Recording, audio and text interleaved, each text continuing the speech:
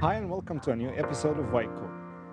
Many of us get exposed to psychological trauma in life. And what I mean by psychological trauma, it's any overwhelming amount of stress that exceed the one's ability to cope with emotions involved with a traumatic experience, such as loss of a loved one or going through a divorce, an accident, physical or sexual assault, etc. But if we fail to cope with the emotions that involved in a trauma that can cause a psychological disorder called post-traumatic stress disorder, which we will talk about and discuss in today's episode. It's our pleasure today to have Dr. Stephen Dansiger, who's the expert in psychological trauma-focused care. And as you know, for interaction with our program, to send in all your questions or regarding the topic on our official Facebook page, White Coat, or call the phone numbers that will be shown on the screen at any time during the episode. أعزائي مشاهدي قنوات الكرمة في كل مكان في العالم. كتير مننا بيتعرض لصدمات نفسية في الحياة. المشكلة كلها اللي بتحصل إنه مرحلة ما بعد الصدمة دي إذا قدرتنا على التكيف والتأقلم مع مرحلة ما بعد الصدمة ما بتبقى أقل بكتير من حجم الضغط أو حجم الضغط العصبي اللي موجود في الصدمة دي. بيحصل نوع من عدم التكيف، بيحصل نوع من الاضطراب بنسميه اضطراب ما بعد الصدمة. ولما بتكلم على الصدمة النفسية أو العصبية دي ممكن تكون أنواع كتير جدا من الصدمات، زي مثلا حوادث على الطرق بنفقد فيها ناس، أو إن إحنا بنفقد ناس في الحياة كنا بنحبهم جدا. الجواز دلوقتي بنشوفه بكل مشاكله. عملية الطلاق نفسها بنعتبرها نوع من أشد أنواع الصدمة العصبية اللي ممكن يمر بيها الإنسان. التحرشات الجنسية اللي موجودة في الشارع أو الاعتداءات البدنية وبالذات من الآباء على أطفالهم، كل دي أنواع من الصدمات العصبية والنفسية اللي بتسبب مشاكل كتير على اللونج ران وبتسبب اللي احنا بنسميه اضطراب ما بعد الصدمة. النهاردة هنناقش اضطرابات ما بعد الصدمة بكل أعراضها، سواء إذا كانت بتأثر على طريقة حياتنا، طريقة تكيفنا في الحياة، الطريقة اللي بناكل بيها بتأثر كتير جدا على نومنا، وده بيأثر على سلامة جهازنا العصبي. النهاردة بيسعدنا ان احنا هنستضيف دكتور ستيفن دانزيجر، وده واحد الحقيقة من الخبراء في المجال ده، له مؤلفات كتيرة جدا في المجال ده وبيدرس المجال ده، وهو مسؤول عن الجزء ده حتى في مراكز الريفيجيز اللي هم اللاجئين. فبيشرفنا ويسعدنا ان هو هيكون معانا النهاردة عشان نناقش مشكلة اضطرابات ما بعد الصدمة، وازاي نقدر نتعامل معاها عن طريق الادويه او عن طريق علاج نفسي جديد موجود في العالم كله اسمه EMDR. وده بيزيكلي بيشتغل على فكره ان احنا ازاي بيعيد تعرضنا للصدمه دي وبيدرب مخنا ازاي نتعامل مع الظروف دي بشكل افضل. بيساعدنا ان انتوا اذا عندكم اي اسئله تبعتوها لنا على صفحتنا الرئيسيه على الفيسبوك، هتبقى موجوده على الشاشه قدامكم، او لو عايزين تكلمونا اي وقت عن المشكله دي او تكلموا الضيف اللي معانا تقدروا حضراتكم تتصلوا بالارقام الموجوده على الشاشه. ويلا بينا نبتدي فقرات برنامجنا النهارده وايت كوت.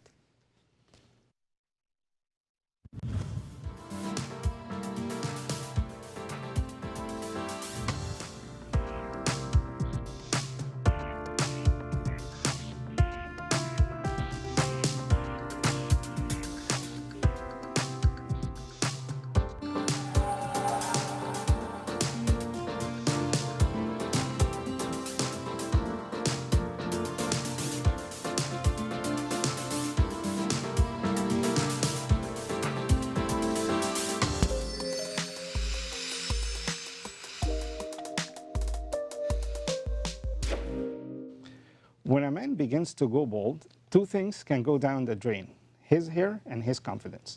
So today we'll discuss some tips to fight baldness. Number one is try to find the cause of baldness.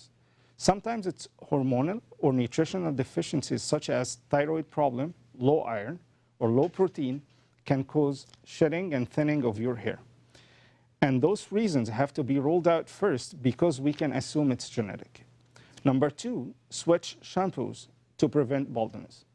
Dozens of shampoos in the market claim that it makes your hair look thicker, but only one ingredient has been shown to be truly preserve your hair, which is ketoconazole, which is an antifungal used for dandruff and that might save your hair by reducing the production of testosterone. Number 3, eat smarter to avoid hair loss. Start by skipping fried food in the beginning. Then that might reduce the gland activity and slowing down what we call dihydrotestosterone. And try to go less on desserts, because desserts can make insulin flood to your blood and can trigger your insulin that release, then can increase the release of testosterone and make it available for conversion for dihydrotestosterone, which is the main problem. Number 4 is avoid narrow, fine tooth comb.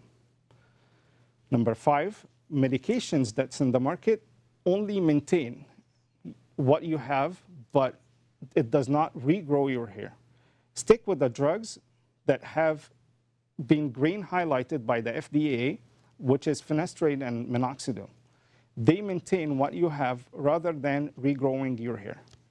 أعزائي مشاهدي وايت كوت من الرجال، النهارده هنناقش مشكلة الصلع بشكل عام، وهي مشكلة بتأثر على جزء كبير من الرجال، وبتحصل في سن مبكر، وبتفقدهم زي ما أنا قلت مش بس شعرهم، ولكن بتفقدهم جزء من ثقتهم في نفسهم كمان.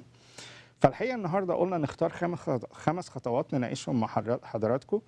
ده هيقلل البروجريشن او هيقلل زياده نسبه الصلع اللي موجوده في الراس اوريدي.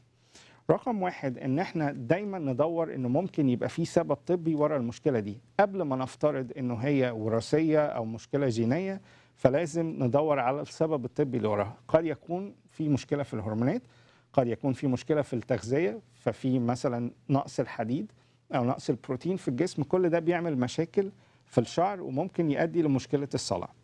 الحاجه الثانيه ان احنا كل الشامبوز اللي موجوده في السوق بشكل عام كلهم بيعملوا اعلانات ان هم بيساعدوا مشكله الصلع وبيخلوا شعرك كثيف اكتر، والحقيقه ان الكلام ده مش صحيح.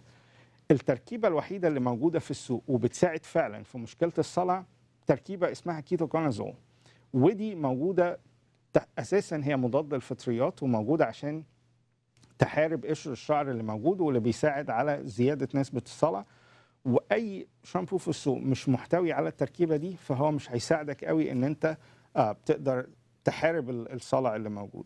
رقم 3 وده المهم جدا، ان احنا لازم ناكل بشكل اذكى شويه، بمعنى ان احنا لازم الاكل المقلي الكتير ده بيعمل زياده في الغدد، الغدد الدهنيه والزيتيه اللي موجوده في الشعر، وده بيساعد على تحويل التستوستيرون اللي في جسمك لماده او شكل تاني من التستوستيرون اسمه دايهيدروتستوستيرون، وده بيبقى المشكله الاساسيه اللي موجوده في الصلع. رقم 4 وده المهم، تجنب المشط اللي اسنانه ضيقه ورفيعه، لانه ده ما بيساعد على انه الشعر ينزل بشكل كبير جدا ومش بيساعدك ان انت تقف ضد المشكله دي. الحاجة الخامسة المهمة جدا انه الادوية اللي موجودة، وده خطأ شائع موجود كبير جدا، في نوعين من الادوية في السوق موجودين، واحد منهم اسمه مينوكسيديل والتاني اسمه فينستريد. الاثنين دول بيساعدوا على انه المشكلة ما تزيدش، انما مش بيعالجوا المشكلة، عشان كتير جدا من الاطباء بيقولوا انه ده بيعالج، ولكن في الحقيقة انه مش بيساعد على انه الشعر ينمو تاني بشكل زي ما كان في الاول، ولكن هو بيوقف انه المشكلة تكبر وتزيد. وبكده لو عملنا ال5 خطوات دول هنقدر قدر الامكان نحد من مشكله الصلع واللي بتحصل في سن مبكر عند الرجال.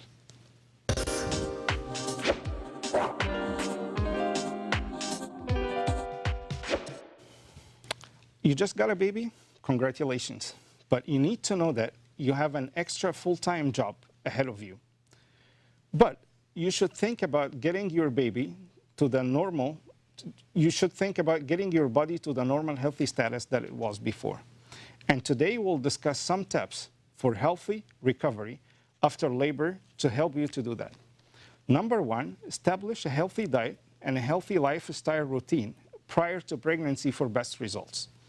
Many women make a mistake of throwing their diet and healthy lifestyle and their habits out of the window as soon as they get pregnant. But you need to understand that sticking to this kind of diet before pregnancy will help you. Number 2 is breastfeed your baby. Breastfeeding not only supplies your baby to the best nourishment, but it also helps your body to return to the pre-pregnancy shape. Almost immediately after establishing breastfeeding, the uterus will contract due to the oxytocin release, and it pulled the uterus back to the pelvis cavity much quicker than it would otherwise. Number 3, drink plenty of water and eat a high-carb, low-fat, high-protein. That will give you faster metabolism, increase your energy, improve your mental functioning, quicken your healing, and better digestion, and will give you balanced hormones and a stronger immune system. Number 4, make sure you include calcium and fiber in your diet in the postpartum period. Number 5, rest as much as you can because that will decrease the cortisol level in your body and will make you avoid the weight gain. Number 6, make time for exercise. After healing, start exercise right away, especially those exercises that strengthen your body core and your pelvic floor muscle, which is Kegel exercise. أعزائي مشاهدات وايت كوت من السيدات.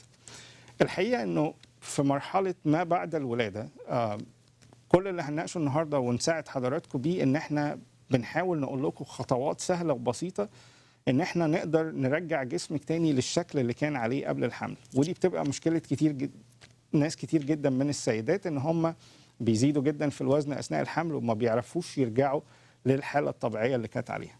والحقيقة النهارده عندنا 6 خطوات تساعد حضرتك إن أنت ترجعي للحالة اللي كنتي عليها قبل الحمل. رقم 1 إنه حضرتك لازم تعتمدي نظام غذائي ولايف ستايل معين أو سيستم حياة معين من قبل الحمل حتى، وده بيساعد حضرتك إن أنت تعتمدي على نفس النظام الغذائي في فترة شهر أو شهرين لما تبتدي تحضري إن أنت يعني عايزة إنه الحمل ده يحصل. لازم تحضري النظام الغذائي من فترة قبل الحمل وأثناء الحمل وبعد الحمل. غلطة شائعة بتحصل إنه كل السيدات أول ما يبقوا حامل بيسيبوا كل النظام الغذائي اللي كانوا ماشيين عليه ويبتدوا يتبعوا أنظمة غذائية بتبقى صعبة جدا وبتزود وزنهم عن الطبيعي أثناء الحمل. الحاجة التانية وده خطأ شائع جدا، فكرة الرضاعة الطبيعية. كتير من الناس بتعتقد ان الرضاعة الطبيعية بتساعد ان جسمهم شكله يبوظ وما بتبقاش ما بتساعدهاش انه ترجع لشكلها الاصلي، ولكن الحقيقة علميا انه ده غلط جدا. لانه بداية الرضاعة الطبيعية بشكل عام بتزود هرمون اسمه الاوكسيتوسين او هرمون اللبن زي ما بيسميه، والاوكسيتوسين ده اول ما بيفرز في الجسم بيساعد الرحم انه ينقبض لحجمه الاصلي بشكل اسرع من الطبيعي، وبيساعد عضلات الجسم بشكل عام انها تاخد التون بتاعها. فالرضاعة الطبيعية بتساعد حضرتك جدا ان انت ترجعي لشكلك الاصلي قبل الحمل. رقم 3 وده المهم جدا، انه حضرتك تشربي كميه كتيره جدا من الميه وتاكلي وجبات فيها كربوهيدرات بشكل عالي وبروتين بشكل كبير، ولكن تقللي كميه الدهون اللي في المواد دي. لانه الحقيقه ان انت لو عملتي كده اثناء فتره ما بعد الولاده على طول ده بيزود معدلات الحرق بالنسبه لحضرتك، كمان بيحسن القدرة الذهنية عند حضرتك، بيزود كمان معدلات الهيلينج بتاع الجرح أو التئام الجروح بشكل عام، كمان بيخلي الهرمونات متوازنة بنسبة كبيرة جدا، وده كله بيساعد حضرتك انك ترجعي للشكل الطبيعي اللي كنتي عليه قبل الحمل. رقم 4 انه مهم جدا انه حضرتك يبقى في كمية كالسيوم وكمية ألياف بشكل كبير جدا في وجباتك، لانه اولا ده هيساعد الهضم بشكل كبير جدا وهيقلل نسبه الانتفاخات، وده هيساعد العضلات اللي موجوده في منطقه البطن بشكل عام انها ترجع لشكلها الطبيعي. رقم 5 انه حضرتك مهم جدا ان انت ترتاحي وتاخدي فترات راحه كافيه جدا وتنامي مع المولود بتاعك كل ما ينام، لانه الراحه بشكل عام او النوم بكميات كافيه ده بيقلل هرمون اسمه هرمون الكورتيزول، وده بيساعد على زيادة الوزن، فلما يقل نسبة الزيادة في الوزن مش هتبقى موجودة، وده هيساعدك ان انت ترجعي لشكلك الأصلي. نقطة مهمة جدا جدا انه في انواع من الاكسرسايز او من التمارين الرياضية، ودي النقطة الأخيرة انه حضرتك لازم تعمليها. الانواع دي من التمارين بتساعد عضلات البطن في المنطقة دي وبتساعد عضلات الحوض انها ترجع للتون الأصلي بتاعها، وبالتالي ده بيقلل من زيادة الوزن اللي حصلت أثناء الحمل وبيرجع لحضرتك شكلك الطبيعي اللي كنت عليه أثناء الحمل. لو قدرنا ان احنا نعمل ال6 خطوات دول قد ما نقدر هيبقى معدل الرجوع للشكل الطبيعي قبل فترة الحمل هيبقى أسرع بكتير.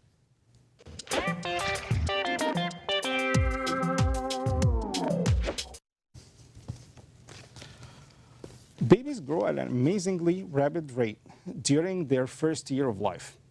In addition of their physical growth in height and weight, babies also go through major achievement stages referred as developmental milestones. And today we'll discuss the motor developmental milestones in the first 6 months. In age 1 to 3 months, baby should support head and support body when on the stomach of his mom. Number 2, they stretch out legs and they kick when they're on the stomach or back. Number 3, they open and shut their hands.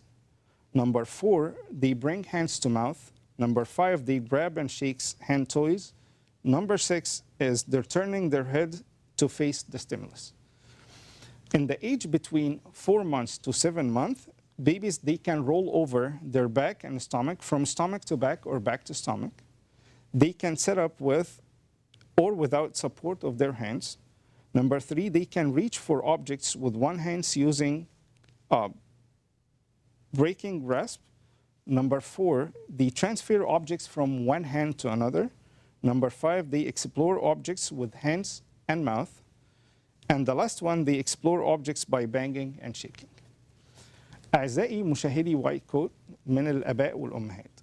النهاردة الحقيقة هنناقش التطور الحركي للأطفال وخصوصا في أول 6 شهور. مهم جدا ان انا الاحظ التطور الحركي لابني او بنتي بالذات في المرحله دي عشان اقدر اشوف اذا هو بينمو بشكل طبيعي او بشكل مناسب ولا لا. في الحقيقه في الفتره من اول شهر لسن 3 شهور المفروض البيبي بيقدر يعمل سبورت او بيقدر زي ما احنا بنقول بيشيل دماغه لو هو امه شايلاه على صدرها او منيماه على بطنها، بيقدر يبتدي يحرك راسه يمين وشمال وبيقدر يسبورت او يقدر يشيل راسه زي ما بنقول. الحاجه الثانيه انه بيقدر يبتدي يفرد ايديه ورجله. الحاجه الثالثه انه بيقدر يبتدي يفتح ايديه ويقفلها. كمان مهم جدا انه هنلاقي البيبي في سن من شهر ل3 شهور بياخد ايده ويحطها كتير ناحيه بقه ناحيه بقه، وده مهم جدا. والحاجه الاخيره انه لو اديته اي لعبه بسيطه او صغيره طريقته لاستكشافها هو ان بيبتدي يهزها او يخبطها في اي حاجه جنبه. دي تطورات حركيه مهم جدا ان انا الاحظها انه البيبي بتاعي بيعملها، ولو ما بيعملهاش اقدر استشير طبيب. في سن من 4 ل 7 شهور الحقيقه انه البيبي زي ما بنقول كده بيبتدي يقلب جسمه، سواء انه يبقى على بطنه يقلب نفسه على ظهره او لو على ظهره يقلب نفسه على بطنه. الحاجه الثانيه ان هو بيقدر لو حضرتك قعدته مسنود مثلا بيقدر يقعد ويعني زي ما بنقول بيقدر يصلب راسه يشيل راسه على جسمه كويس قوي من غير ما يبقى فيه مشاكل. كمان لو حضرتك حاولت تديله حاجه بيحاول يوصل لها عشان يجيبها، وده شيء مهم جدا. كمان انه البيبي بيقدر لو اديته حاجه يبدلها بين ايديه الاثنين في السن ده، وده تطور المفروض الاب والام يلاحظوه. كمان طريقه في الفتره من 4 شهور ل7 شهور بتبقى وسيله اكتشاف البيبي او الطفل للعالم اللي حواليه هو بقه عاده، فاي حاجه هتديها له هيوديها على بقه، فمهم جدا ان احنا نلاحظ ولادنا في الحاله دي. كمان زي ما انا قلت طريقه اكتشافه لاي لعبه هيفضل فكره ان هو يهزها او يخبطها في اي حاجه حواليه. مهم جدا جدا ان احنا نلاحظ اولادنا وتطورهم ونموهم الحركي بالذات في فتره ال6 شهور الاولى، لانه دي فتره مهمه جدا ان احنا نلاحظ نموهم، ولو في اي مشكله نقدر نستشير الطبيب الخاص بيها.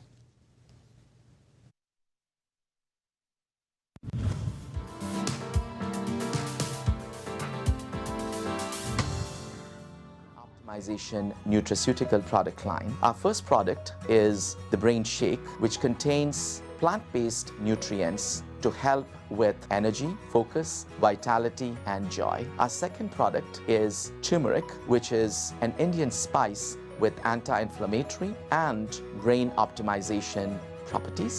Our third product is the Brain Honey, which is a very sweet preparation that contains wonderful nutraceutical ingredients, cinnamon, ginger, and turmeric, in addition to the beauty of honey. To buy one of our Brain Tune healthy products, please visit us on the Amazon link as seen on the screen, or visit our website at www.drcinder.com.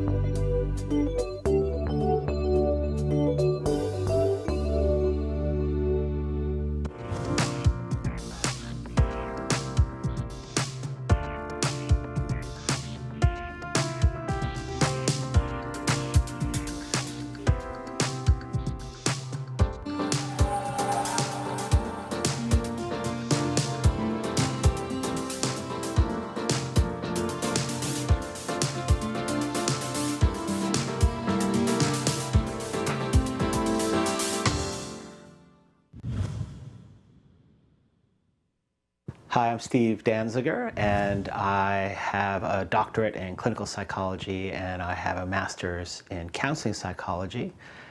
Before I was a therapist, I was a high school English teacher in Brooklyn, New York. And at the time I was teaching, there were riots in the neighborhood due to people having difficulties with each other based on ethnicity and religion and race. And so I got involved with trying to be part of the healing.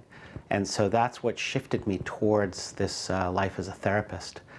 Witnessing and being in the middle of all that kind of trauma, essentially, made me want to be part of the solution to people being able to heal those kinds of wounds. But I did spend about 15 years working in the field of education, working with people, trying to facilitate dialogue and help people to come to solutions and help each other through these traumas. And then at one point, finally, my therapist said to me, "You'd make a really good therapist." And so I went back to school. And since 2005, I have been deeply invested in the study of trauma and the practice of trauma therapy.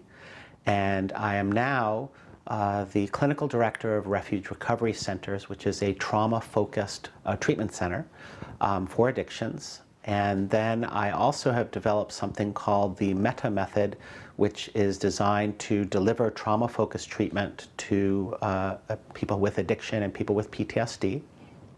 I also train for the Institute for Creative Mindfulness. I train therapists in how to do EMDR therapy, eye movement desensitization and reprocessing, which is a frontline trauma therapy. And I also am an EMDRIA approved consultant and certified therapist. So I have a private practice where I treat people with PTSD and comorbid disorders. In my spare time, which there isn't a lot of, but I like to spend a lot of time with my 8-year-old daughter, doing what she wants to do, and a lot of time with my whole family, with my wife and my daughter. I do a lot of hiking, I do a lot of drumming, I do a lot of playing guitar, I do a lot, actually right now I'm back into the art of writing poetry, taking a class to put myself back into that part of the fold. I had a previous career as a musician. I was a working musician from ages 16 till, I don't know, about age 36.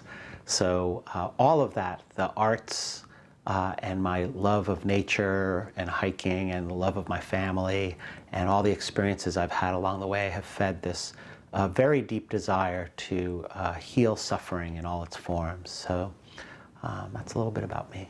Stay tuned for me on White Coat on Alkarma TV on Saturday, January 20th.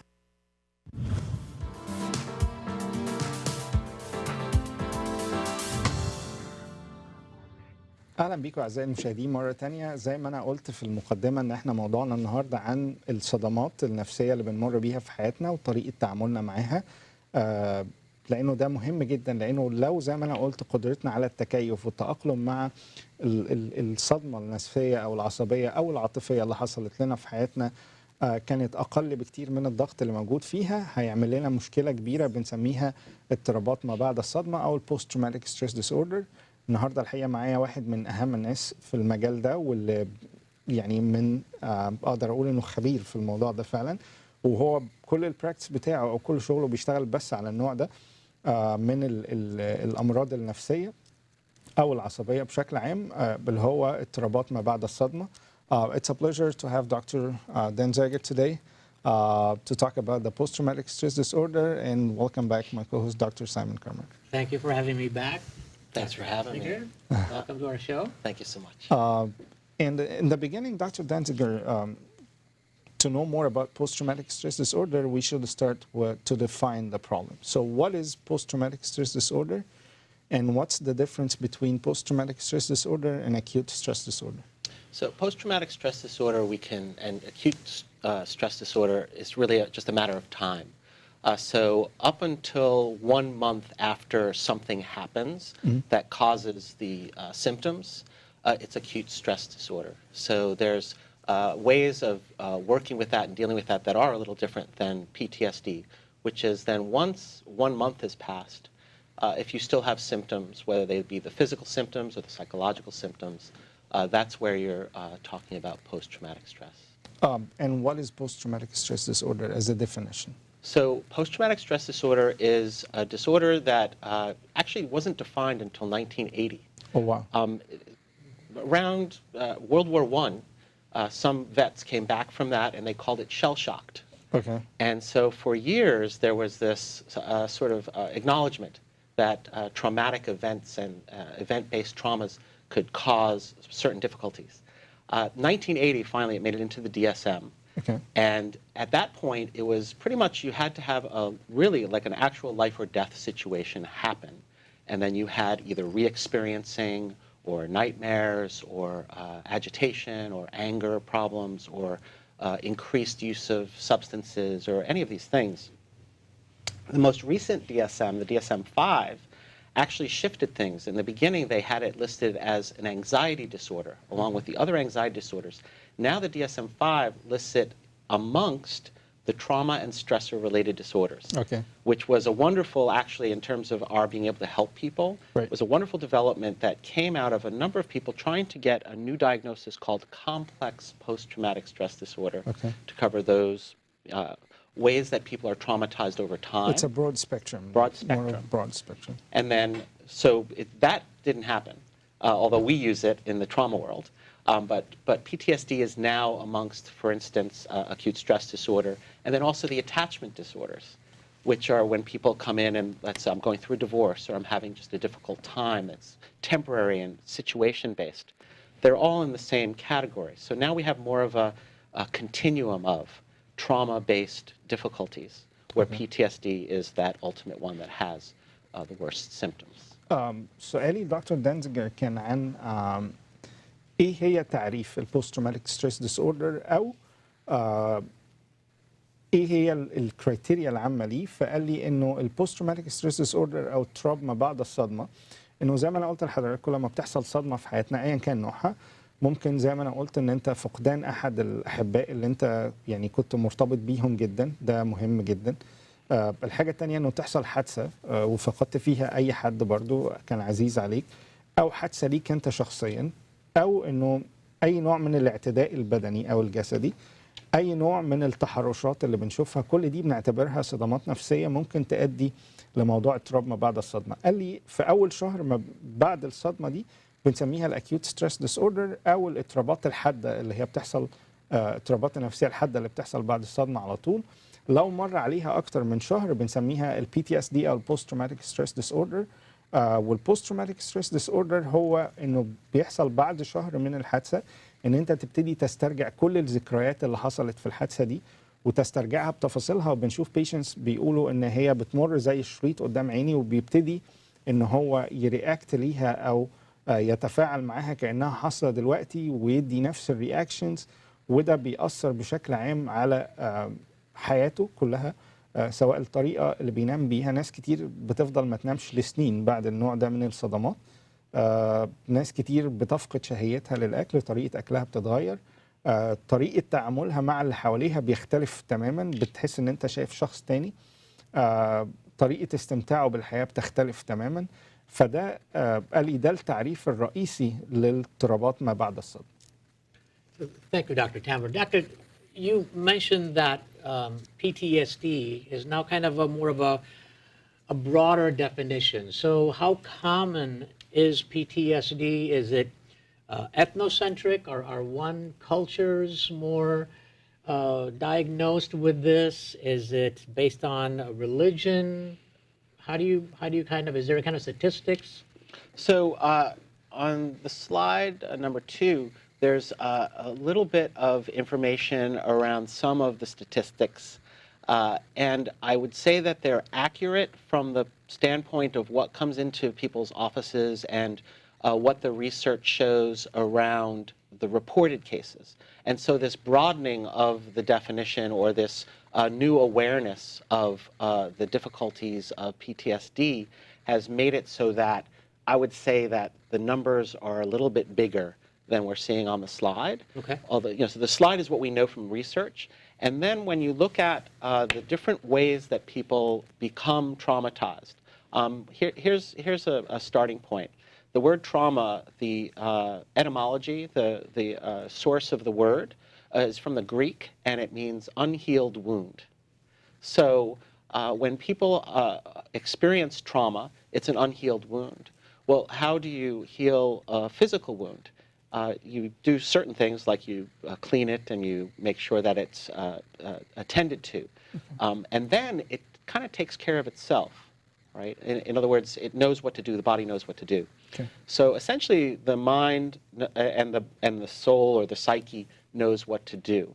The source of the trauma can be anything from culturally driven, or unique to different cultures, or unique to an experience that someone has within their ethnic background, or within their religious upbringing, or anything like that. So are you seeing the more cases that are maybe driven by their economic standing? So PTSD is more common in lower economic group, below poverty, if you poverty can level. walk us through statistics and facts to talk by numbers about PTSD. Yes. So yes, lower socioeconomic, or people who don't have as many external resources, are more viable to get the problem, because those external resources don't help them to be able to develop internal resources. Okay. So the way that people get well is by developing their internal resources and then getting help directed towards the trauma.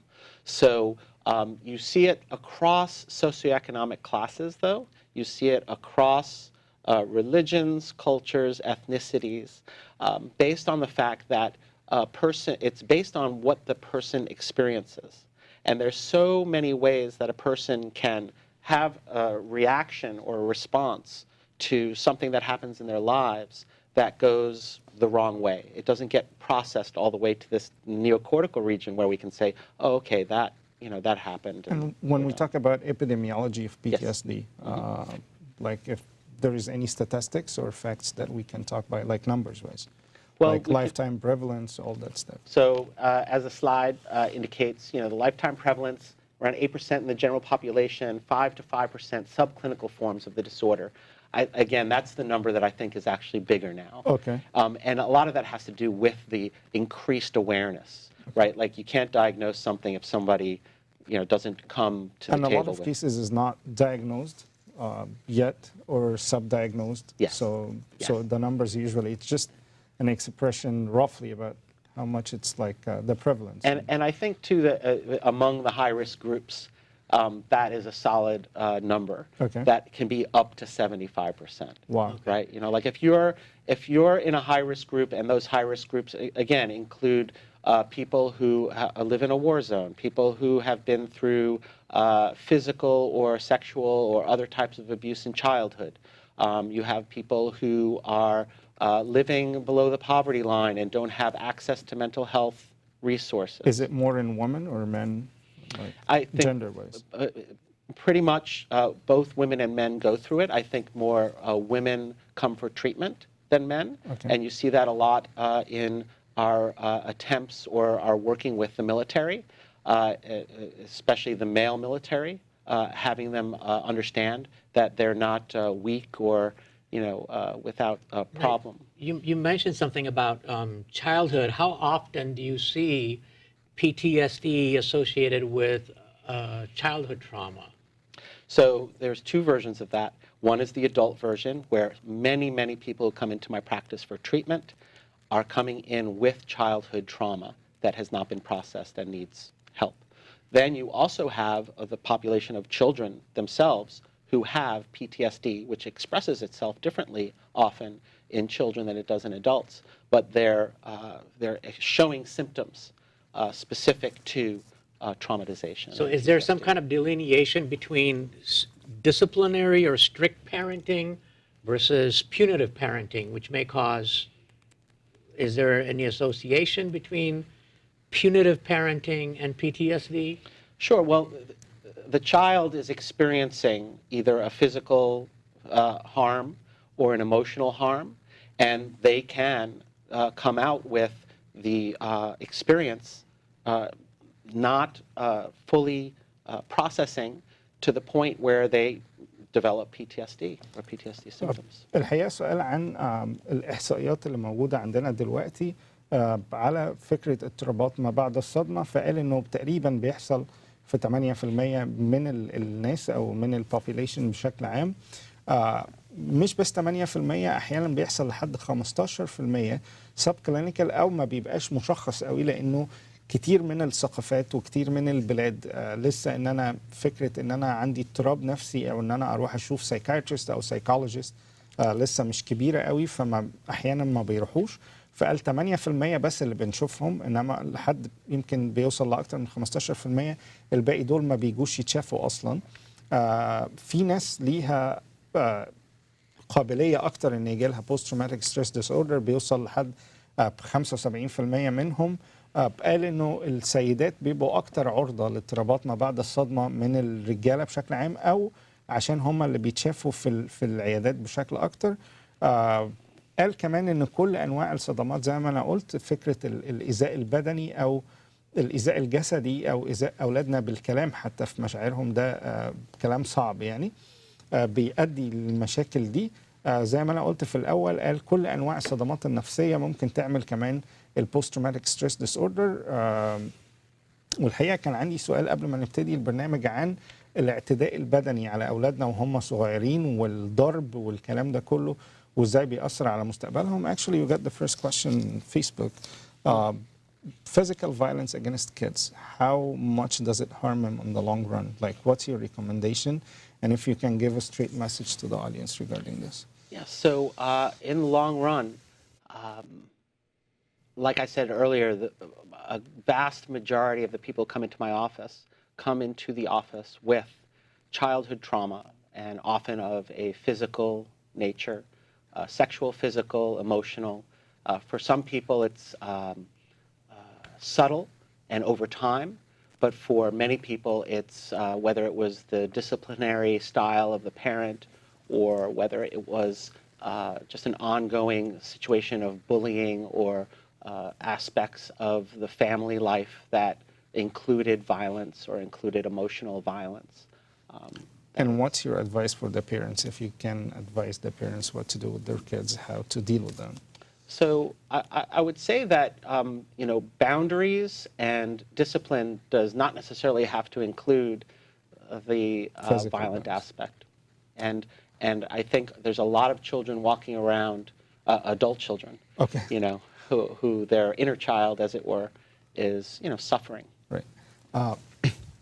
سؤالي ليه كان عن الاعتداء البدني، وده سؤال جه على الفيسبوك، مشاهدة كريمة بعتته انه جوزها بيعتمد فكرة انه دايما الاعتداء البدني كجزء من تهذيب الاطفال، وانه ده مأثر فعلا على اطفالها، مخليهم دايما انطوائيين انعزاليين، وده طبيعي بيحصل بالذات لانه ده جزء من الصورة اللي هنجيلها بعد شوية في اضطرابات ما بعد الصدمة. فقلت له ايه رأيك في فكرة الاعتداء البدني او الضرب اللي احنا بنستخدمه مع اولادنا بشكل عام؟ فقال انه ده شيء سيء جدا وعلى اللونج ران اضراره كبيره جدا على الاطفال، وادى نصيحه للاباء انه النظام، وان انا احط نظام وسيستم في البيت مش معناه بالضروره ان انا اعتدي بدنيا او ان انا اضرب اولادي عشان ادفعهم للنظام ده، ولكن انه الحوار جزء مهم جدا من الكلام ده. So what are the general symptoms and common features for people who share that syndrome, post-traumatic stress disorder? So there's a number of physical symptoms that often accompany it, like fatigue, shortness of breath, heart palpitations, headache, dizziness. Sleep disturbances are very common, Okay. Especially you know, with PTSD. A lot of it involves re-experiencing or nightmares, and so that can also really harm people's ability to concentrate. Which is a feature of many syndromes. But with PTSD, between the re-experiencing the nightmares, the lack of sleep, the concentration starts to falter. So it for seems to... memory too, does it affect memory? Yes, absolutely. So the very nature, at least for those of us who work, especially with EMDR therapy and other therapies like it, we look at the fact that it's the memory system has been impacted, and that the memory system is a huge part of the source or the etiology of the problem. And so yes, difficulty with memory. Sometimes people, let's say, for instance, go through a trauma early in life or later in life, and the fight, flight, or freeze response, the one that comes up is the freeze response. So literally, no memory is created, or a gray memory is created of the event. And not only that, it's the neocortical regions shut down. The fight or flight response and the freeze response is all that really happens. When we talk about memory, are we talking about the recent memory or remote memory? Both. Both that get affected. Well, if a person has a full-blown PTSD, there's a good chance that they're going to be a poor historian of their own life, because the post-traumatic stress has made it so that everything looks like this sort of vast wasteland of bad things that happened. And then also over time, with the difficulty concentrating everything else, the memory system, the short-term memory system, starts to break down or not be able to function as well. الحقيقة سؤالي ليه كان عن ايه هي الأعراض العامة اللي بيشترك فيها الاضطرابات الحادة اللي بتحصل بعد الصدمة اللي قلنا بتحصل خلال أول شهر، والبوست تروماتيك ستريس ديس اوردر أو اللي هي الاضطرابات العامة اللي بتحصل ما بعد الصدمة ودي اللي بتحصل بعد أول شهر. فقال لي في أعراض عامة بتحصل في الاثنين، أهمهم على الإطلاق إنه الشخص دايما بيحس إنه تعبان دايخ مش قادر يقوم يعمل حاجة، أحيانا بيحس إنه مش قادر ياخد نفسه بشكل طبيعي. ناس تانية بتحس إنه قلبها بيسرع، يعني بيجري زي ما بنقول يعني. ناس بتحس بصداع. ناس تانية بتعرق كتير جدا أول ما بتبتدي تتذكر ده ويجي قدام عينيها نلاقيها يعني بقت كلها مية زي ما بنقول. قال لي من أهم العلامات اللي بتحصل في البي تي اس دي بشكل عام هو اختلال النوم والساعة البيولوجية. وقال لي احيانا انه دي بتبقى السيمتوم اللي بيجي بيها البيشنت، انه يروح للدكتور يقول له انا مش عارف انام او عندي مشكله، ولكن بعد التحليل الموقف بشكل عام نلاقي مشكله النوم دي جايه من مشكله اضطرابات ما بعد الصدمه. فلو حلينا المشكله دي مشكله النوم بتحل اوتوماتيك، ولكن بنساعده انه ينام في الاول بشكل طبيعي، بالذات في الفتره اللي بعد الصدمه دي بنحاول انه يساعده ينام. حاجه مهمه جدا كمان قال لي انه بتاثر على الذاكره بشكل كبير، بنلاقي الناس بتنسى بشكل كبير جدا. سالته انهي نوع من الذاكره، اللي هي الذاكره للحاجات الحديثه ولا ذاكره الحاجات القديمه؟ قال لي احيانا لما بتبقى الصوره جايه كبيره جدا والستريس او الصدمه كانت كبيره جدا الاثنين بيروحوا. Doctor, when I was listening to you list all the symptoms, the general symptoms, I'm wondering, does PTSD cause other problems? Are there comorbidity issues? It kind of alludes to like there could be some. Absolutely. So the comorbidity goes both ways. People who have already existing depressive disorders or substance abuse or any anxiety disorders or bipolar are more at risk for not having the resilience to deal with something that comes down the pike. And even those disorders have traumas of their own, right? Right. So there's that direction. And then people who didn't have those disorders before get PTSD, and then these disorders pop up. Because someone has post-traumatic stress, there's a possibility of loss of meaning in life, loss of hope, which can lead to the depressive disorder, whether it's chemical or whether it's situational due to the PTSD. It often results in people turning to substances, whether or not they were using them before, and using them to stop the pain of the PTSD. And anxiety is a piece of it was defined as an anxiety disorder before because you could see how much anxiety post-traumatic stress brings up. So yes, there's a great risk for comorbid disorders, and then you, as the treater, you're put in that position of trying to see this whole picture and knowing what to treat when and all that. Right. So is it very possible that a patient can come in and see a therapist and initial diagnosis could be anxiety disorder or it could be depression, and then as you work with that patient, it kind of expand the support that's needed for this patient? Like you find the underlying cause would be PTSD, for example. Right. And so there's a number of thought leaders out there right now who are talking about this, like Gabor Mate in the addiction world and Bessel van der Kolk, one of the leaders in the just trauma theory world, that you know, you find trauma underlying pretty much any and all of these disorders. So if you do go ahead and treat the trauma of the person, or sort of look at them, if they don't have PTSD, at least looking at the trauma along the lines of these other disorders.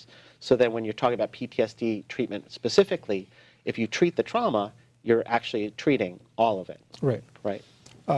سؤال دكتور سامي لدكتور دانسيجر is ان هو ايه هي الحاجات اللي ممكن تحصل تاني كنتيجة لمشكلة اضطرابات ما بعد الصدمة. فقال له انه ممكن الاكتئاب بانواع كتيرة منه بيحصل في مرحلة ما بعد الصدمة.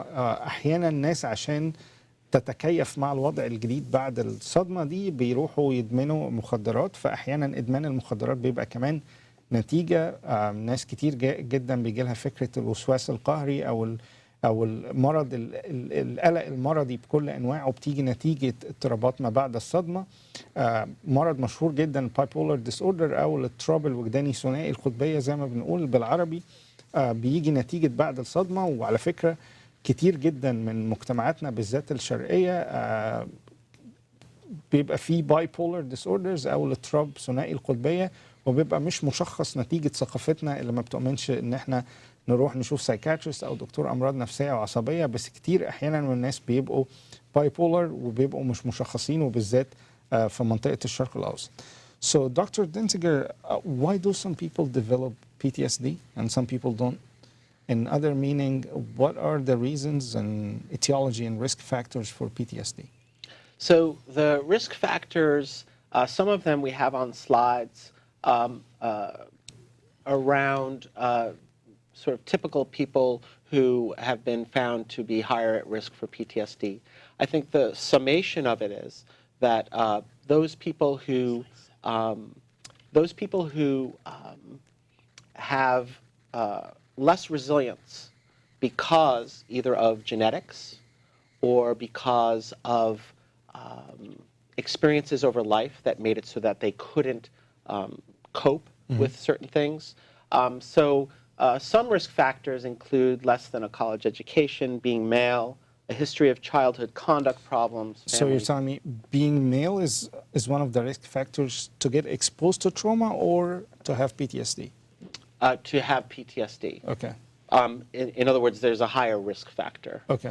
Just in terms of that which we've seen over time. And again, every one of these, I give the caveat of, you know, it's growing right as we speak. And so more likely to be seen as the risk factors are the previous trauma in life. Like if I have childhood trauma as an adult, there's a greater risk of me developing PTSD later in life. But there's also genetic factors around, you know, even in the field of epigenetics. There's talk of, you know, trauma being passed down over generations. For instance, I've worked with and I've worked closely with as a colleague, but also as a therapist, with people who are children and grandchildren of survivors of the World War II German concentration camps. And so you see certain less resilience. Okay. And more likelihood of people developing PTSD. So that you know, again, so is that like a neurocognitive dissonance that's happening, or? I think, well, whenever I talk about PTSD, I always like to go below the neurocognitive, in as much as the neurocognitive dissonance is there, but then there's also supposedly, you know, there could be this in utero, you know, like how we develop as small children. And the somatic experience of having had that kind of trauma and what that does to the next generation physically, right? So that's the genetic part. But then there's the neurocognitive dissonance starts to happen through, you know, that which happens during the child's life and their interaction with the parent. Is there any kind of personalities have higher risk toward PTSD more than others, or? Yeah, you know, my experience has been that people who start from the place of not being able to ask for help or open up for help, so that type of overall personality, and then also people who have personality disorders or personality disorder traits, like borderline or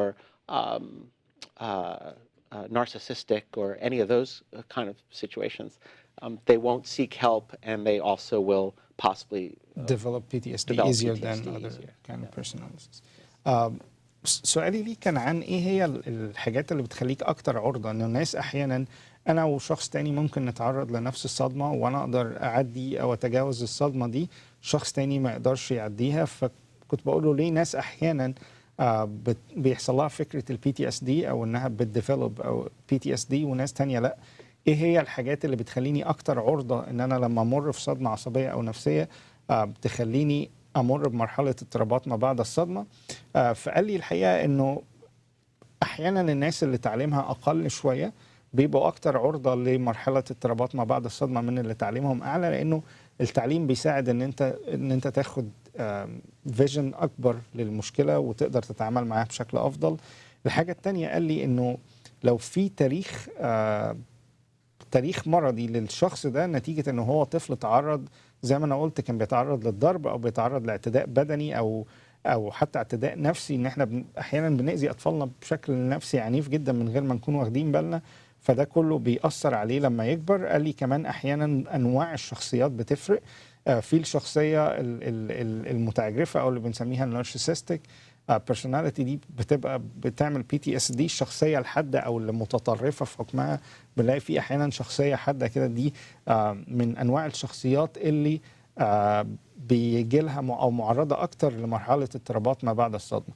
الحقيقه دلوقتي هناخد فاصل بريك ونرجع لحضراتكم تاني في الجزء الثاني من حلقتنا عن اضطرابات ما بعد الصدمه.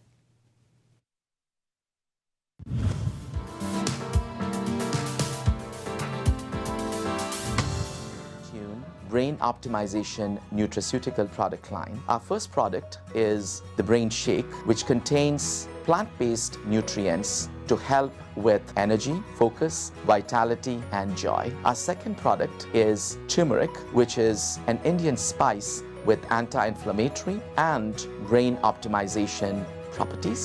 Our third product is the Brain Honey, which is a very sweet preparation that contains wonderful nutraceutical ingredients, cinnamon, ginger, and turmeric, in addition to the beauty of honey.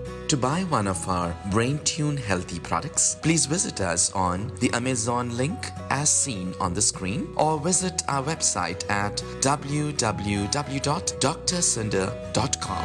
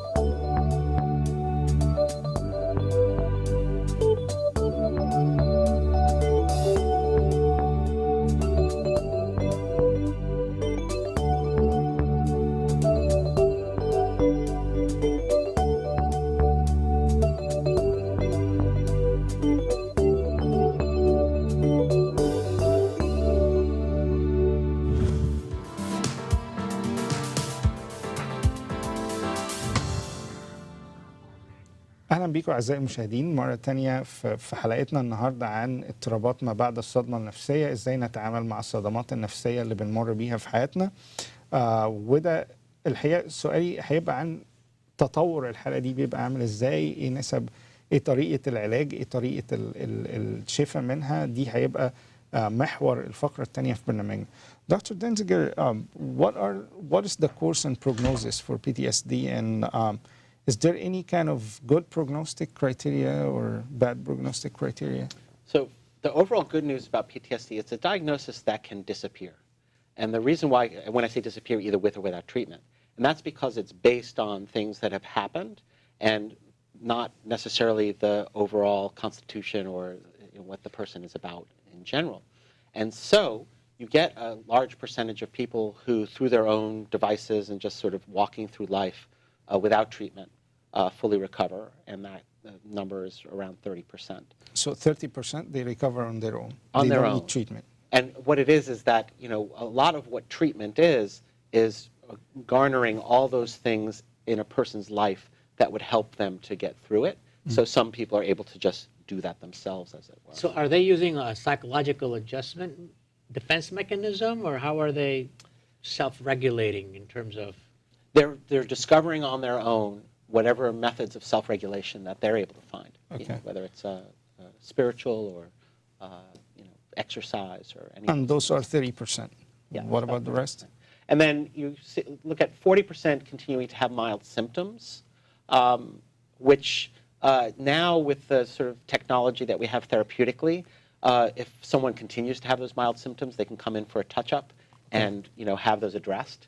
20% having moderate symptoms, and 10% remain unchanged or become worse. Okay. So that's, you know, that's a sad fact, but it's not that bad a number. And I think we can continue to improve on that. Is there any good prognostic criteria or bad prognostic criteria that can be an indicator for the treatment course? So of the ones on the slide, slide number 19, the biggest one there is the good premorbid functioning and the strong social supports, right? So if one has a lot of support, generally, first of all, that just gives the person something to lean on.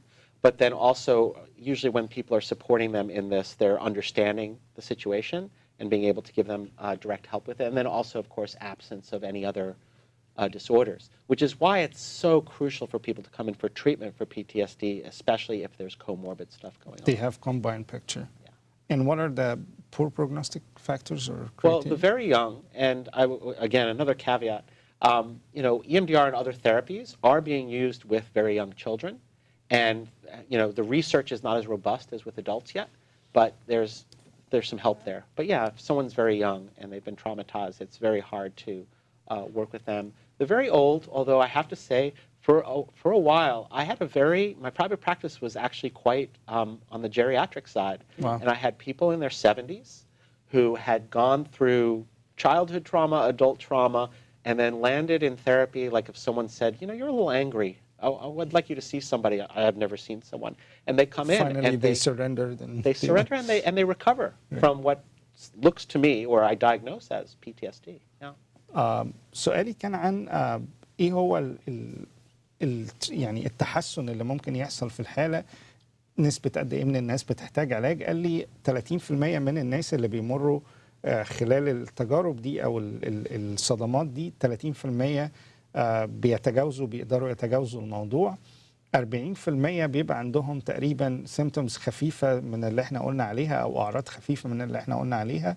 حوالي 20% بيبقى عندهم اعراض اكتر شوية، و10% اللي هو فعلا خلاص بقى يعني ما بيبقاش قادر ينام، مش بيبقى قادر يركز، الذاكرة بتاعته بتبقى ضعيفة جدا، تعبان طول الوقت، مفيش طاقة.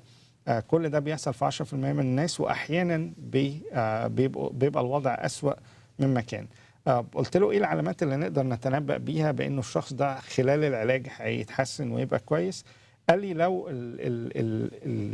الاعراض دي ابتدت تظهر بسرعه، لو قعدت اقل من 6 شهور يبقى خلال العلاج هيجيب نتيجه كويسه.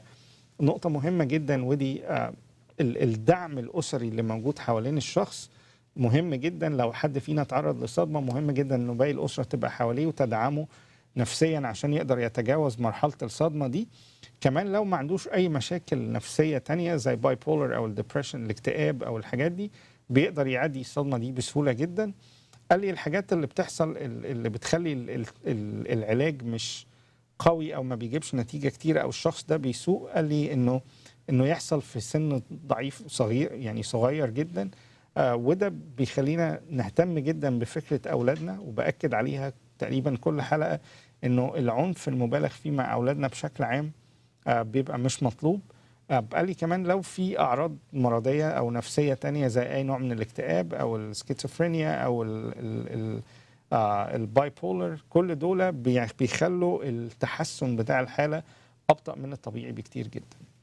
And doctor, you mentioned that roughly 70% of the population suffer from PTSD. The 40% that are in a mild category, 20% you said were the moderate symptoms, and then about 10% severe symptoms. So, and we've certainly touched on the syndrome of PTSD. What treatment modalities, treatment options are out there? You also mentioned technological advances in regards to treatment. So first, in terms of the pharmacology or the pharmacotherapy, SSRIs are what I've seen most commonly used. I'm not a psychiatrist, but when I work with psychiatrists on PTSD cases, SSRIs are frontline treatment. And also, for example, Bessel van der Kolk, one of his early studies of EMDR was EMDR therapy and Prozac. With veterans. TCAs as well, all the different antidepressants. Anticonvulsants, depending on the Sometimes we use them as mood stabilizer, like Tegretol and Depakote. Yes. And then benzos, benzodiazepines are a double-edged sword when it comes to PTSD in a couple of different ways. Is that there's a very high chance of addiction, even if a person doesn't have that addictive personality or an addiction previous. The half-life is very long on that, and it's very hard to detox. And also, it's a real, in terms of all these other solutions, it's more of a Band-Aid than the other ones. Right. It's covering up symptoms. That's why I would like to use it in very early recovery from PTSD for very short term. Yes. And that's it. And then out. Yes. Right. And then psychologically, the frontline therapies, there's 3 types of therapy that are recommended for PTSD by World Health Organization and International Society for the Study of Traumatic Stress. One is trauma-focused CBT, and the reason for that is that a lot of what happens with PTSD is that there's a compromising of the belief systems and a compromising of the ability to stay with positive thought and be able to move through life in that way. So trauma-focused CBT can be helpful with that. And the self-monitoring that comes with CBT can be helpful with that. Exposure therapy, which is the oldest and still used and still seen as an A-list therapy, the positives of that are it works. The negatives are that a lot of people drop out of that treatment because it's so difficult, because you're basically asked to re-experience the trauma in order for it to extinguish. That's very hard to do, and it's very difficult. So I just got a question on Facebook from Mohsen saying, is it possible to heal completely from the stress? I think it's how to deal with the stress, basically. I think to get rid of it completely will be almost impossible in our life, but how to handle the stress? So I'm really glad that question came in because, of course, there's the part of me that wants this, yes, we can heal the whole thing. What we can do is do what Francine Shapiro, who created EMDR therapy, said, is that the therapy can help us to live a more adaptive life. And so that's what? Adapting to stress, adapting to the reality of our lives in a way that is driven more from our neocortical region than from our limbic region, like our feelings and our heart, and not being driven by the fight or flight response, which essentially is what has happened with PTSD, is that the fight or flight response has taken over. Memories were not able to make it to an adaptive resolution, and so they're maladaptively stored in the system, whether it's in the body or in parts of the brain that can't process things, don't have a sense of time or anything else. And then they link in to old memories, and you have this giant snowball going on. So to get rid of stress completely is not possible, but we can adapt. Absolutely. And when I say that, it's not like a statement of like, and then we live this dull life where it's like, okay, at least I'm not stressed.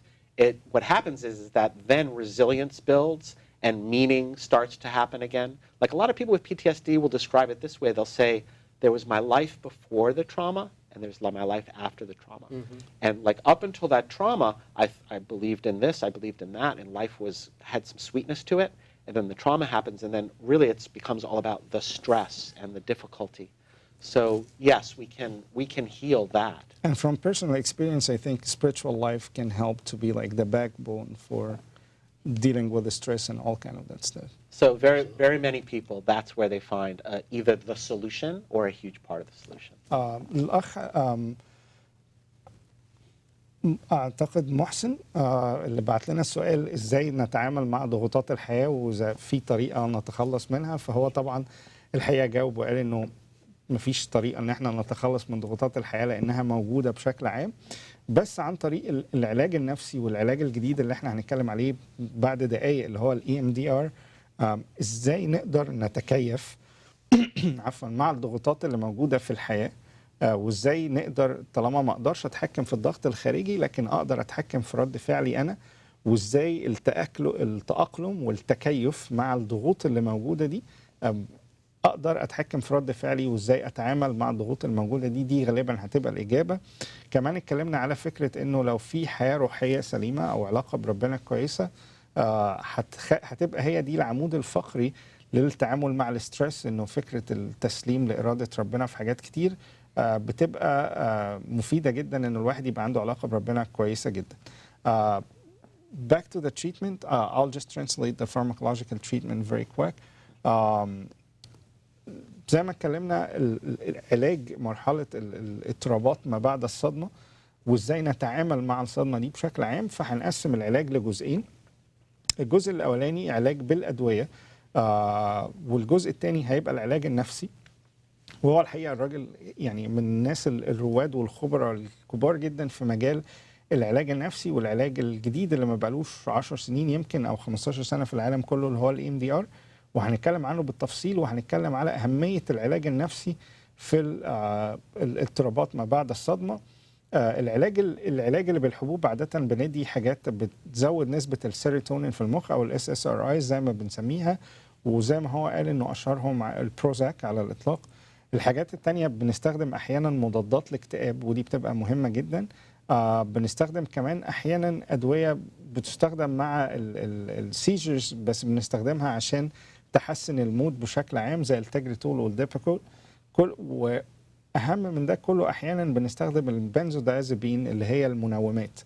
واتكلمنا في فكرة المنومات انه احيانا لو استخدمنا المنومات في الاضطرابات ما بعد الصدمة او لو حد بيحصل له صدمة وبنحاول ننيمه عشان نساعده، انه احيانا بنديله الكلاس ده من الميديكيشن زي الامبيان زي الزانكس زي ده. كل الانواع دي من الكلاس او الزانكس والاتيفان والحاجات دي كلها بتساعده انه بينام. ولكن قلنا في حلقة قبل كده ان النوع ده من الادوية على المدى الطويل بيبقى احيانا عنده مشكلة انه الناس احيانا بتدمنه على المدار الطويل، ولو فضل بشكل طويل جدا عليه بيبتدي انه ما ينامش واضطر نزود الجرعة ويبتدي يحصل نوع من الادمان او التعود عليه.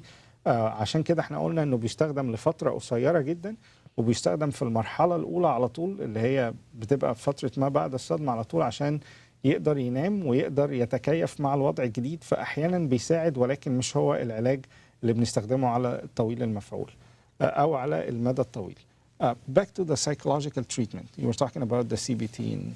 So CBT addresses the cognitive, and the exposure addresses the whole picture except for the part where a lot of people don't complete treatment.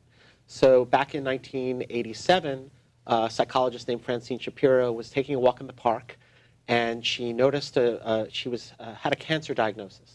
And she had a difficult thought about the cancer diagnosis and noticed that her eyes started rapidly moving back and forth.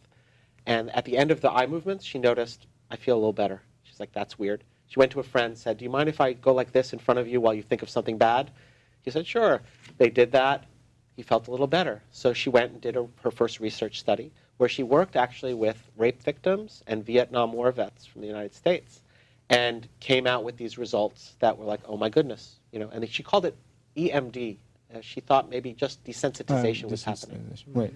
And then she did it more, and what happened was she noticed major changes were happening, and she realized we're reprocessing. But before the EMDR, what do you think of the exposure and desensitization, like independently? Yeah, it seemed like you touched on somebody re-traumatizing as a part of exposure therapy.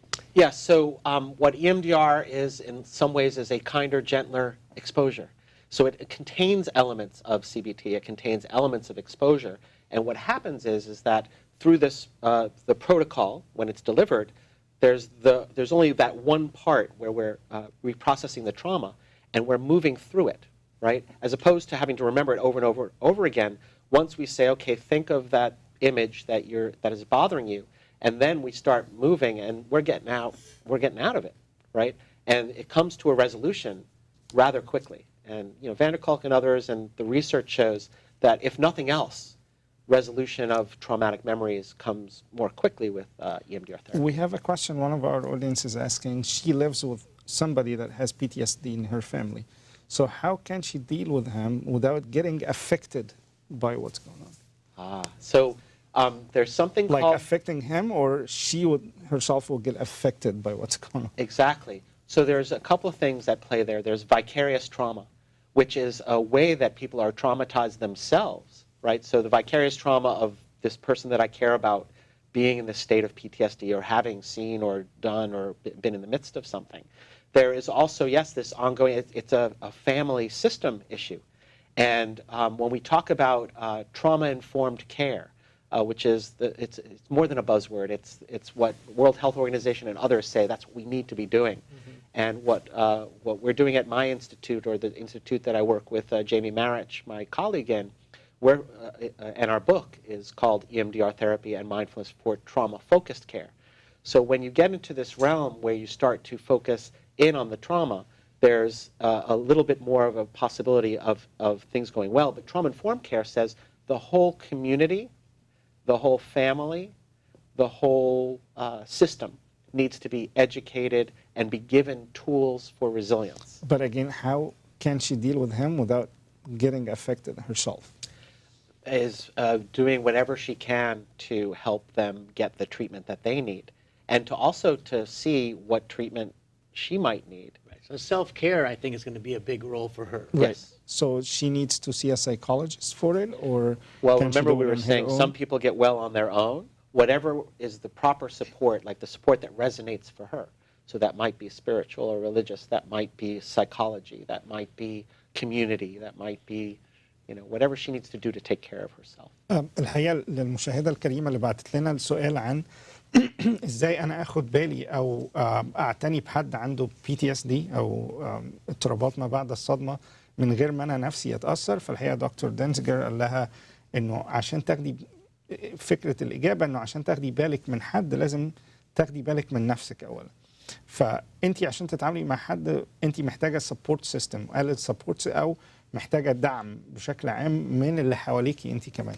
الدعم ده ممكن يجي من ايمانك الشخصي بربنا، او ان انت تعتمدي على علاقتك بربنا انها تبقى اقوى، وبالتالي تقدري تساعدي الشخص اللي عنده PTSD، او انت حضرتك تشوفي سايكولوجيست وهو بيعلمك كل الطرق اللي تقدري تتعاملي بيها مع الشخص ده. ولكن قال انه في احتماليه ان انت فعلا تتاثري بده. عشان كده حضرتك محتاجه اولا تتعلمي تاخدي بالك منه من سايكولوجيست، زائد انه زي ما انا قلت ايمانك الشخصي بشكل عام بيبقى جزء من فكره انه يقويكي بشكل شخصي، وتاخدي بالك من نفسك عشان تقدري تاخدي بالك من الشخص اللي مع حضرتك في البيت. So back to the EMDR. So what is EMDR? So EMDR stands for eye movement desensitization reprocessing. The fact that it was founded on eye movements is not as important as this bilateral stimulation. Okay. Has been found to, when it's slow, to build resilience, and when it's fast, it activates the trauma.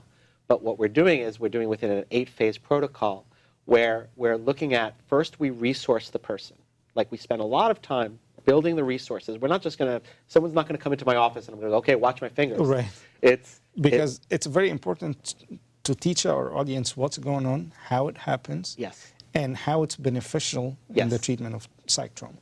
So if you work with an EMDR therapist or someone who works in this kind of therapy, which is working with the cognitive, the limbic, and the somatic, right?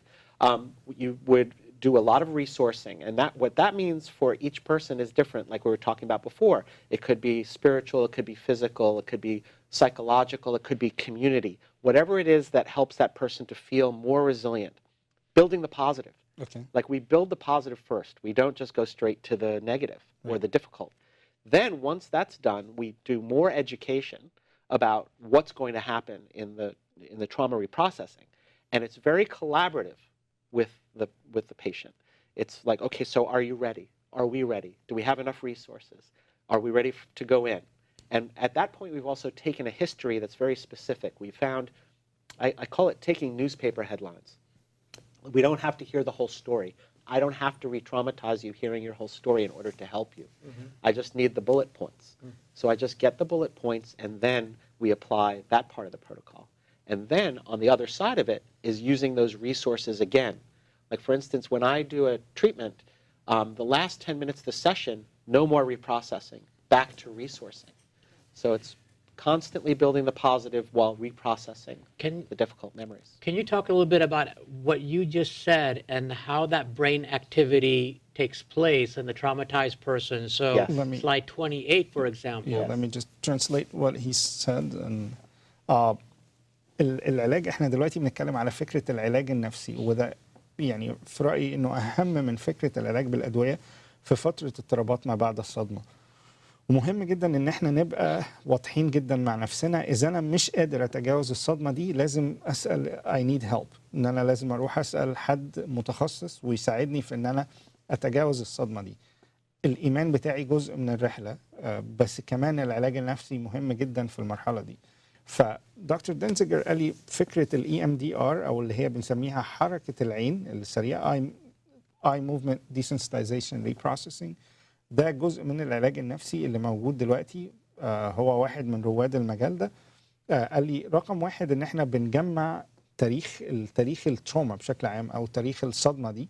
بناخد كل اللي حواليها من حوالين البيشنتس، مش هو لانه لو ما بيبقاش مستعد في الاول، زائد ان احنا بنبني جزء من الدعم حواليه، سواء الدعم الاسري او الدعم النفسي، وكمان بنبني علاقه ثقه ما بين المعالج او السايكولوجيست والبيشنت. بعد كده بنبتدي نعمل ان احنا قال لي ان احنا لما البيشنت نبتدي نقول له خلاص لو انت ريدي وفي كل الدعم اللي حواليه جاهز، نبتدي نعالج بحركة العين، لأنه المفروض أنه لما البيشنت بيبتدي يستدعي الذكريات دي أو الذكريات المؤلمة دي بالنسبة له، بنلاقي حركة عينه ابتدت تبقى سريعة. ولما بيبتدي وبنساعده في نفس الوقت أن احنا مخه يتعامل معاها بشكل جديد أو مفهوم جديد، وده بيبقى رحلة العلاج النفسي في مرحلة اضطراب ما بعد الصدمة. What else? What I wanted to show is kind of graphically show us what happens when a person walks into your office, what the brain activity is of a traumatized person, and then what the brain activity is after they've received treatment. So what happens is that the post-traumatic stress disorder is caused by a maladaptive processing of memories. So either the neocortex rejects it, like, oh, that was terrible, I'm never going to think about that again, and it goes and gets stored in a place that's not good for storage, or it just on its own never makes it to that part of the brain that can go, okay, that happened and it's not happening anymore. So what happens with the brain scan, or what you see in the brain scan, is this overactivation when we have PTSD of like the basal ganglia, the amygdala, the fight or flight parts of the brain. And then what happens is what's posited, right? Like brain science is still in its infancy in this way, that either through taxing the working memory, or the orienting response, and or REM eye movements from sleep being mimicked, that somehow what this does is you activate the part of the brain that's like no danger, you know, that 98 times out of 100 that it's nothing, right? The orienting response, and then activating the memory at the same time. And very basically, it comes and it's like, oh, okay, now we're here, and yeah, that happened, and it's not happening now, right? And so that's where now I can move on. And so that's what you're seeing in the brain activation. So basically, that's the reprocessing part. Yes, that is the reprocessing part. And that was the part, again, Francine Shapiro and those of us who have had the therapy, because I've had my own therapy with it, and those of us who have treated people are very grateful that there was this discovery of the possibility that people would reprocess in this way. But that's what we see. لو نقدر نجيب السلايدز اللي هي بتاع المخ والنشاط. ايوه.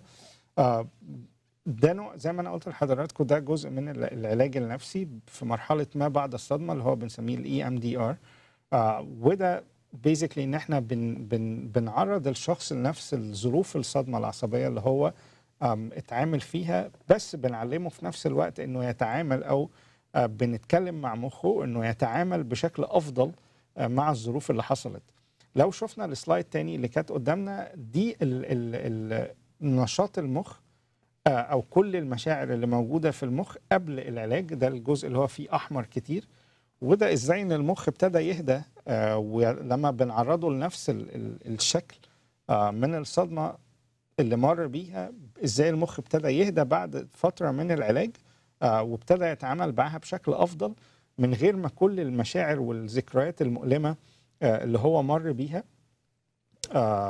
تحصل. وبالتالي بنلاقي ان المخ ابتدى يهدى جدا، ونفس الذكريات اللي كان بيفكر فيها والظروف اللي مر بيها اثناء الصدمه، ان المخ قدر يتعامل معاها بشكل افضل، وقدرت المشاعر او كل طريقه الناقلات الكيميائيه في المخ انها تهدى، وانه يتعامل مع فكره اضطراب ما بعد الصدمه ويحصل هدوء نسبي في المخ تماما. جزء زي ما انا قلت لحضراتكم انه في مرحله اضطراب ما بعد الصدمه، انه البيشنت كل ما بيفتكر الصدمه اللي حصلت له دي، زي ما بنسمع منهم انه الشريط بيعدي قدام عينيه ويبتدي يتعامل معها كانها حاصله دلوقتي. زي ما انا قلت لحضراتكم EMDR او العلاج الجديد او العلاج النفسي اللي موجود في العالم كله دلوقتي وبقى بيستخدم بنطاق واسع جدا، بيساعد المخ انه يتعامل مع الذكريات المؤلمه دي بشكل افضل عن طريق حركه العين. فده مهم جدا لكل المشاهدين اللي بيشوفونا دلوقتي بيعانوا من مشكله PTSD. العلاج النفسي جزء مهم جدا جدا وضروري ان احنا نستخدمه، مع مش بس الادويه اللي هتجيب نتيجه، ولكن العلاج النفسي هيجيب نتيجه. ولو عالجنا PTSD، مشاكل كتير تانية زي الاكتئاب والباي بولر والحاجات دي كلها هتبتدي تتحسن بشكل افضل بعد العلاج النفسي. So how effective is the EMDR and how beneficial is do we have any statistics? So EMDR therapy at this point is one of the most researched therapies on earth. Francine Shapiro was very adamant with her community, saying, please, let's research this. So randomized controlled studies, everything. And basically, it is listed as a grade A by Department of Defense of the United States and all the branches of the government and the Veterans Administration. So they're asking that people use EMDR therapy with combat vets is one example. World Health Organization calls it an evidence-based therapy for trauma and post-traumatic stress. And so it's that exposure and CBT are the only three that have that designation at this point. So there's a lot of hope, I think, down the line for people to be able to get this. Do you find that people that are traumatized are afraid to revisit or have those feelings? Because that seems to be a big part of EMDR. Yeah, absolutely. If you want to give them like a direct message, look at them and tell them like a message for anybody that's suffering from PTSD and they didn't ask for help yet. Mm-hmm. So if you want to give them a message about treatment, psychological treatment, EMDR. Absolutely. If you've been afraid of therapy in general, afraid of reliving your trauma or reliving the difficulties that you've had, think of going to treatment as short-term pain that you're already suffering on the long term for long-term gain. That what happens, especially with EMDR therapy, at least with my experience, and again, that's my primary way of treating people, what happens is we build the resources and then you have the opportunity to go through your trauma one more time and then have it resolved, and then go on to live a more adaptive life. So that, that's a good summary, I think. الحقيقة المسج بتاع دكتور دانزيجر لكل الناس اللي عانت من أي صدمة، زي ما احنا قلنا كل أنواع الصدمات النفسية أو العصبية، أنت خايف لو رحت للعلاج إن أنت تمر بنفس الخبرات أو التجارب تاني، أو إنها تفتكرها وتعدي قدام عينيك، ولكن إنه ده ممكن هيكون فيه شوية معاناة بسيطة في الأول، ولكن على المدى الطويل هيبقى مفيد جدا. مهم جدا ان احنا فكره العلاج النفسي في اضطرابات ما بعد الصدمه. والحقيقه زي ما هو قال النهارده، فكره انه العلاج النفسي مع الادويه وفكره النوم مهمه جدا. دايما نلاحظ النوم لو اتحسن يبقى احنا بدانا نعدي المرحله دي. It was a pleasure to have you, Dr. Dansiger, today, and it was very informative about PTSD and EMDR. Thank you very Thank you much so for much. having me. Thank you, Dr. Simon. Thank you for having me. بنشكركم على حسن المتابعة. ده كان حلقتنا النهاردة عن اضطرابات ما بعد الصدمة. الحلقة الجاية هتبقى عن اضطرابات ومشاكل النوم الجزء الثاني، لأنه احنا ما عملناش يمكن غير أقل من نصها. فهنشوفكم الأسبوع الجاي واضطرابات ومشاكل النوم. إن شاء الله نشوفكم على خير والأسبوع الجاي وحلقة جديدة من وايت كوت.